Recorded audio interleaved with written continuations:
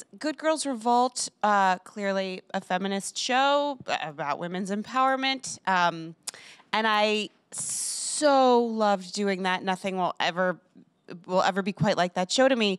But the thing about this one that's so special is that one was so specifically geared towards an audience that would be interested in that kind of content and seek that out. And what I love about Flack is that it actually really is a feminist show without sort of announcing itself as such. And so therefore it can reach people who aren't necessarily looking for that. I mean, it's a group of women in the ensemble, and some of the speeches are just so unbelievably rooted in like rigorous feminist ideals. And so in that way, it's kind of like, well, we should get that in all of our content. It shouldn't be a special interest kind of content. It's unapologetic in its feminism, while at the same time it isn't trying to preach or sort of like wear those ideas on its sleeve. It just is that thing. Right. And it's not that Good Girls Revolt was like that, but because of the time that I think it was set in, those characters had to announce themselves so much. Well, it's just what the show was about. It was about a lawsuit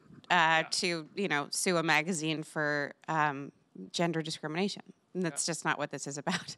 This show is not preachy. If anything, it's like, just, don't make your cocaine use too public. Just how we were talking about this in the green room. This is very much a British comedy. The jokes are, as fast as possible. Cram as many jokes into a scene as you possibly can.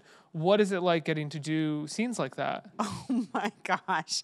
It is, well, first of all, it's so personal to me because I lived in London until I was 10. And so I grew up with that pace and those sounds and that kind of frenetic comedy. Like, to me, that's the golden standard. So to be able to do a British comedy was the dream, and I have now ticked that off the list.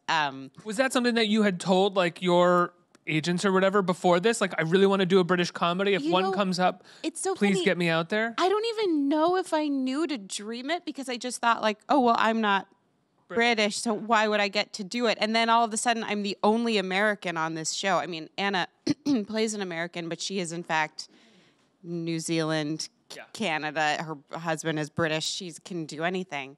So it was sort of just like getting divinely selected to be in this British comedy was so exciting for me.